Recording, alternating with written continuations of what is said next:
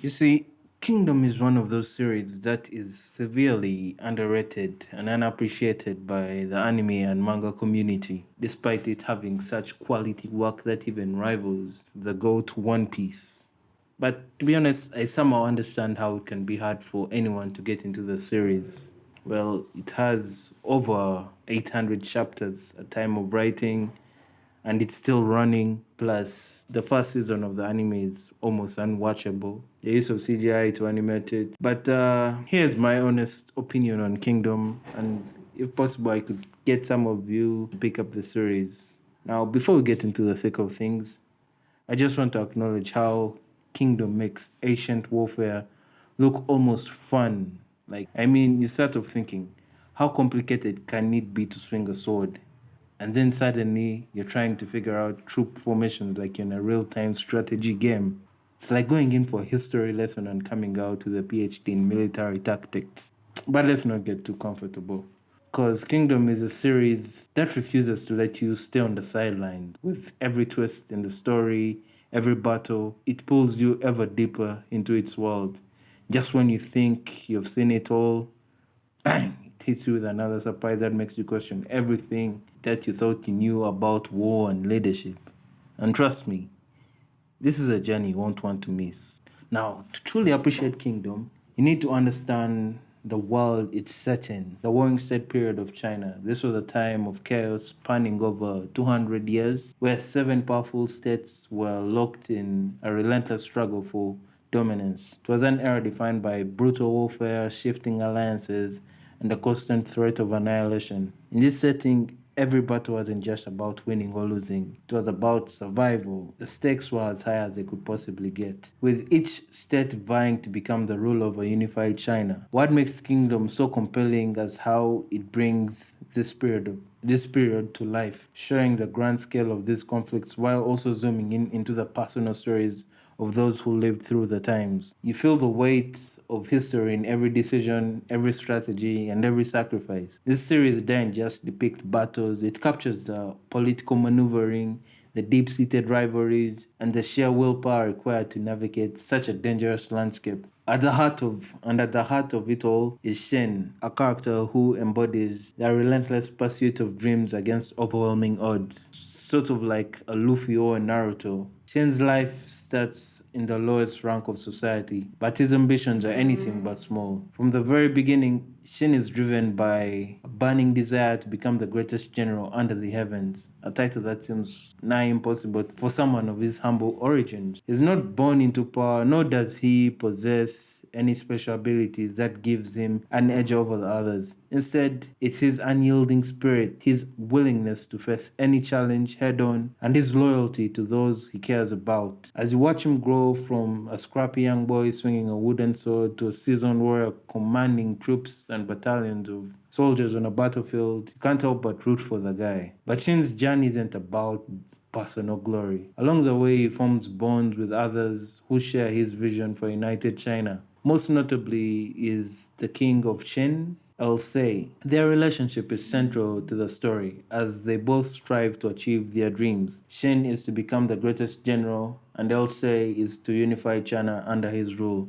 Together, they face impossible odds, and it's through their combined efforts that you see how individual determination can shape the course of history. Shin's character is a testament to the idea that greatness isn't given. While Shin is a driving force of Kingdom, the series truly shines because of its richly developed side characters, each with their own unique stories and motivations. These characters aren't just supporting roles, they're integral to the tapestry and the narrative, adding depth to the world of the Warring State period. Like Tekanki, for example, a general whose reputation is so vile and dark that it makes you think this guy makes Sukuna look like a nice person. Known as the Bandit King, his methods are as ruthless as they come, often striking fear not just into his enemies, but sometimes even his own allies. Yet there's a twisted brilliance to his tactics that you can't help but admire. Kanki embodies the harsh realities of war, where morality is often sacrificed for victory.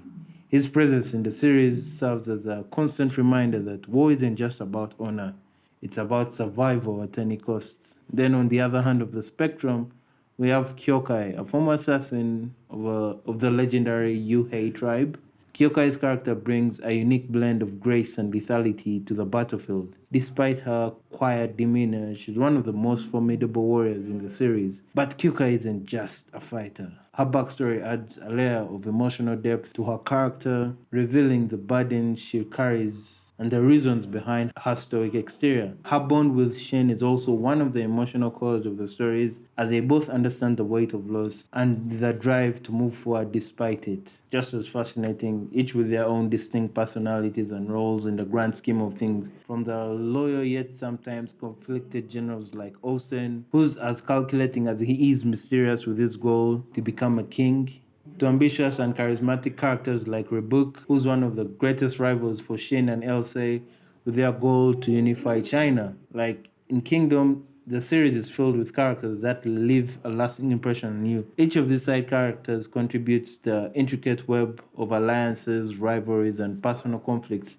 that drive the story forward. They aren't just here to support Shin's journey, they're on their own path with their own dreams, and that's what makes Kingdom feel so alive. The series is as much about their stories as it is about Shin, and together they create a narrative that's so rich and layered that just captivates you to keep reading and watching, sort of like One Piece. And when it comes to war and historical anime, Kingdom stands in a league of its own. The series doesn't just depict battles, it immerses you in the very essence of warfare during one of the most chaotic periods in history. The attention to detail in military strategies, formation, psychological aspects of war sets Kingdom apart from other anime or manga in this genre. The closest thing that I could say comes to Kingdom is Vinland Saga, but Kingdom is in a league of its own. What makes Kingdom so captivating is its ability to balance a grand scale of war with the personal stakes of each character involved. You're not just watching armies clash, you're experiencing the tension, the fear, the adrenaline that each soldier feels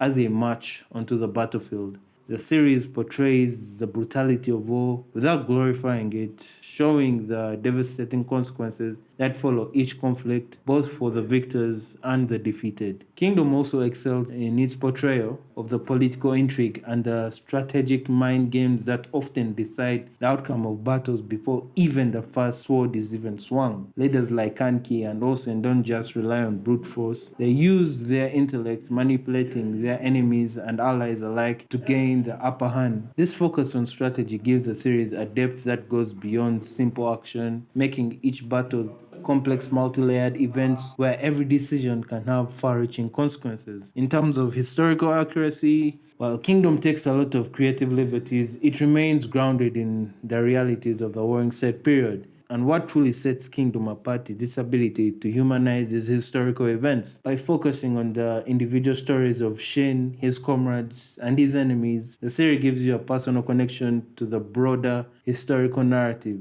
You're not just learning about history, you're living through the eyes of those who fought to shape it. In the realm of war and historical anime, Kingdom is a standout for its blend of action, strategy, character driven storytelling. It's a series that respects the complexities of history while delivering an emotionally powerful narrative that keeps you hooked from start to finish. Now, if you're thinking of diving into Kingdom, here's my advice. Start with the manga. The story begins with incredible depth right from the first chapter. When it comes to anime, it's a bit of a mixed bag, especially with the first season. Studio Period's adaptation of the early chapters has its moments, but it falls short in capturing the full scale and grandeur and even the emotional moments from the manga, mainly due to the use of CG. That's why I recommend skipping the first season altogether and instead reading the manga from chapter 1 to 173. This will give you a complete picture of the story's beginning and allow you to fully appreciate the character and world building. Once you've covered those chapters, jump into the anime from season 2. This is where the adaptation starts to find its footing with improved animation and a better grasp of the source material. The later seasons do a much better job of conveying the epic scale of the battles and the intricacies of the story, making them well worth watching. By combining the best of both worlds, the detailed storytelling of the manga and the visual spectacle of the latter seasons of the anime, you'll get the most complete and satisfying Kingdom experience. Trust me, once you start, you won't be able to stop. So, what do you think?